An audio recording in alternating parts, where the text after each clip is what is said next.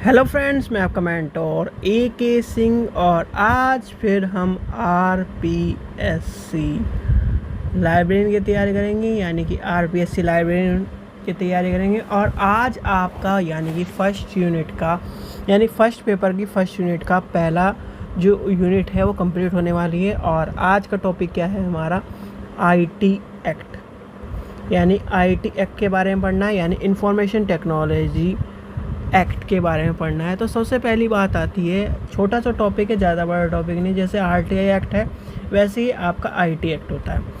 IT act क्या कहता है, यानी कि कुछ साल पहले तक ये होता था कि जो इंटरनेट की दुनिया थी उसमें बहुत सारे क्राइम होने शुरू हुए थे, यानी कि क्राइम होने शुरू हुए थे और सूचनाओं की चोरी होने शुरू हुई थी, यानी कि सूचनाओं की चोरी होना शुरू हुई थी with the help of internet.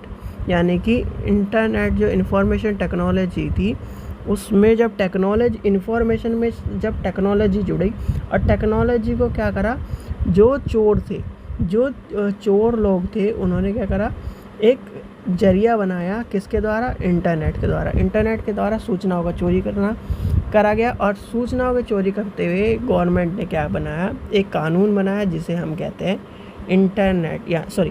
IT act, यानी कि IT एक्ट। सबसे पहली बात आती है IT एक्ट, यानी कि सूचना प्रौद्योगिकी अधिनियम। आपको हिंदी में भी पता होना चाहिए, सूचना प्रौद्योगिकी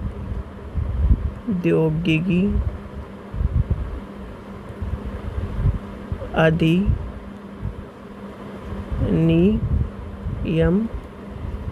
2000, ठीक है, 2000 के नाम से जाना जाता है। सबसे पहला कॉन्सेप्ट क्या है, सबसे पहली बात क्या है, आया कब? यानी कि 2000 में। अगर आपसे कोई पूछने लगे कि जो आपका IT एक्ट है, IT एक्ट आया कब, यानी कि 2000 में। देखो, जो इंफॉर्मेशन टेक्नोलॉजी एक्ट है, यानी IT तकनीकी अधिनियम जिसे कहते हैं, IT तकनीकी अधिनियम या IT प्रौद्योगिकी अधिनियम जो है आपका भारत संसद द्वारा पारित एक अधिनियम है, यानी कि भारतीय संसद द्वारा पारित एक अधिनियम है जो 17 अक्टूबर 2000 को लागू हुआ, ठीक है। तो ये आपको पता होना चाहिए, IT एक्ट जो है आपका कब आया, यानी कि 2000 में, और यानी कि 2000 में एक तरह से लागू हो गया। और वो तारीख क्या थी? 17 अक्टूबर 2000, ठीक है। अब सबसे बड़ी बात आती है, IT एक्ट क्या करता है, यानी सूचना प्रौद्योगिकी अधिनियम 2000 की धारा 66A ने किसी भी व्यक्ति के लिए कंप्यूटर या किसी अन्य इलेक्ट्रॉनिक उपकरण का उपयोग करके आपत्तिजनक जानकारी भेजना एक दंड अपराध बना दिया है। यानी कि आप इसकी जो मेन चीज़ें हैं वो मैं आपको लिखवा देता हूँ, क्योंकि ये जो पॉइंट है, जैसे 66A वाला जो पॉइंट है, ये आपके कहीं ना कहीं एग्ज़ाम में आ चुका है, तो इसलिए ये 66A वाला पॉइंट आपको पता होना चाहिए। यानी कि 66A वाला पॉइंट जो है आपको पता होना चाहिए। यानी IT एक्ट 2000 की धारा 66A, याद कर लेना, 66A आपके लाइब्रेरी के पेपर में पूछा गया है, तो इसलिए ध्यान रखना। 66A ने किसी भी व्यक्ति के लिए कंप्यूटर या किसी अन्य इलेक्ट्रॉनिक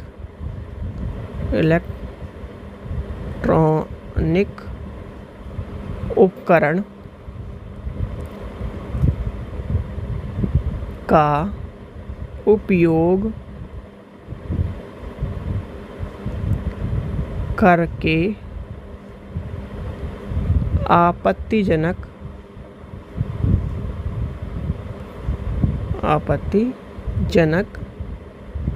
जानकारी भेजने एक दंडनीय अपराध बना दिया है। इस प्रावधान में किसी व्यक्ति के लिए ऐसी जानकारी भेजना यानी दंडनीय अपराध और निषेध माना जाता है। यानी कि आप किसी भी, जैसे आप मान के चलिए कोई भी आप गलत सूचना है, यानी कि जो किसी भी देश के लिए, किसी भी व्यक्ति के लिए, किसी भी समाज के लिए जो क्या करता है, हिंसा, भेदभाव, इस तरह की यानी गलत धारणाओं को पैदा करता है, और वह सूचना, वह इन्फॉर्मेशन आप कंप्यूटर के माध्यम से, तकनीक के माध्यम से, इंटरनेट के माध्यम से समाज में वह बुराई फैला रहे हो तो आपके ऊपर कार्रवाई करी जाएगी। ठीक है, चलिए आगे चलते हैं। आईटी एक्ट, ये वाली चीज़ यहाँ तक समझ में आ गई। अब आईटी एक्ट में जो यानी कि यहाँ तक की बात समझ में आ गई होगी, और इसमें 3 साल तक की जेल और जुर्माना दोनों हो सकता है आपको।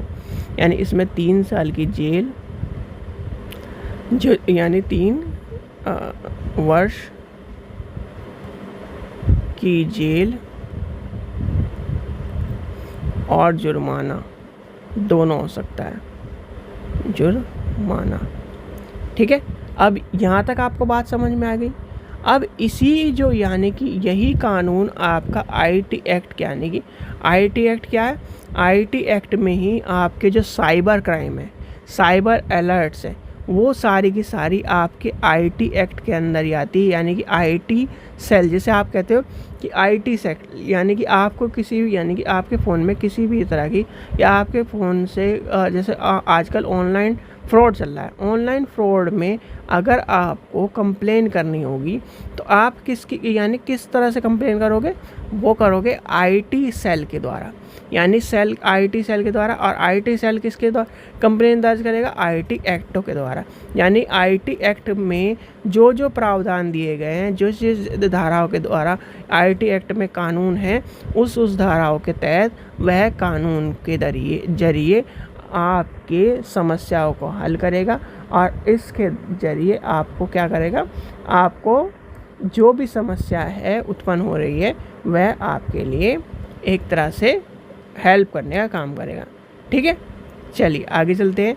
जो आगे आता है साइबर अपराध, यानी कि साइबर अपराध यानी आपको मैं बता दें कि इसके अंदर ही आता है साइबर अपराध आपका, जैसे कि आजकल ऑनलाइन फ्रॉडिंग चल रही है, ऑनलाइन पैसा चोरी चल रही है, इस तरह की जो फिशिंग चल रही है, जो ये सब चीज़ें क्या हैं इसके अंदर आ जाती है। यानी छोटा सा टॉपिक है, तो छोटे टॉपिक में आपने समझ लिया होगा कि आईटी एक्ट क्या है। जैसे आईटी यानी आरटीआई एक्ट क्या था, आरटीआई में आपको सबकी इन्फॉर्मेशन पता चलती थी।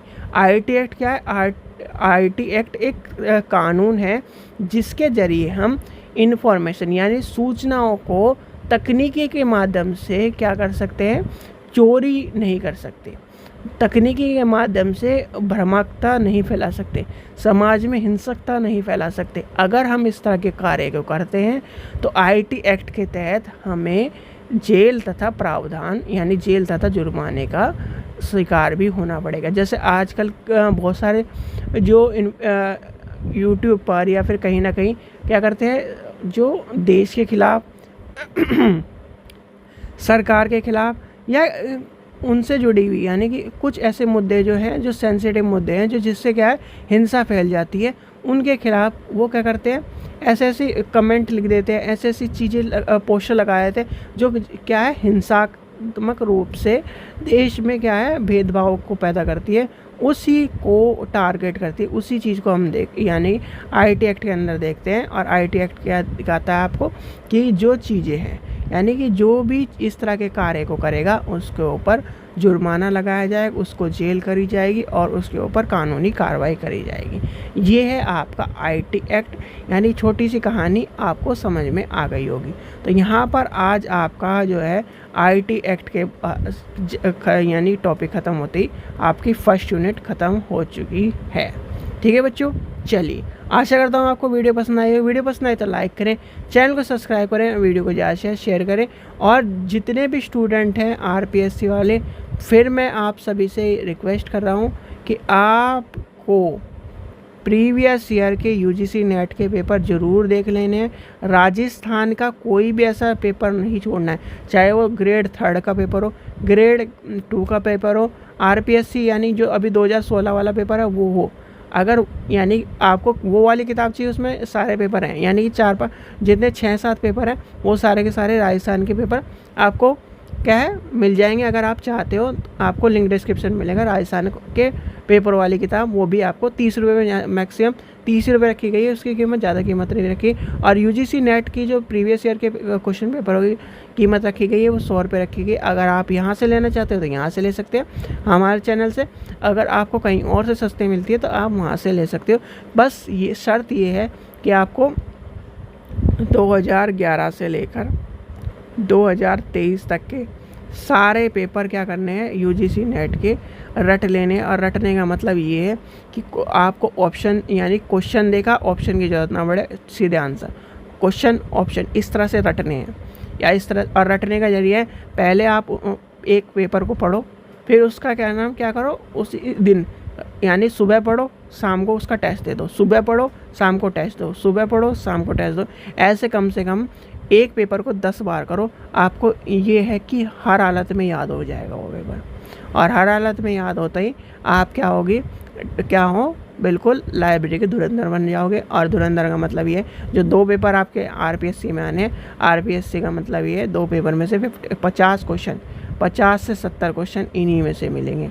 ठीक है, इस चीज़ का ध्यान रखना। चलिए आशा करता हूँ आपको वीडियो पसंद आए तो लाइक करें, चैनल को सब्सक्राइब करें, वीडियो को ज़्यादा शेयर करें। Thank you.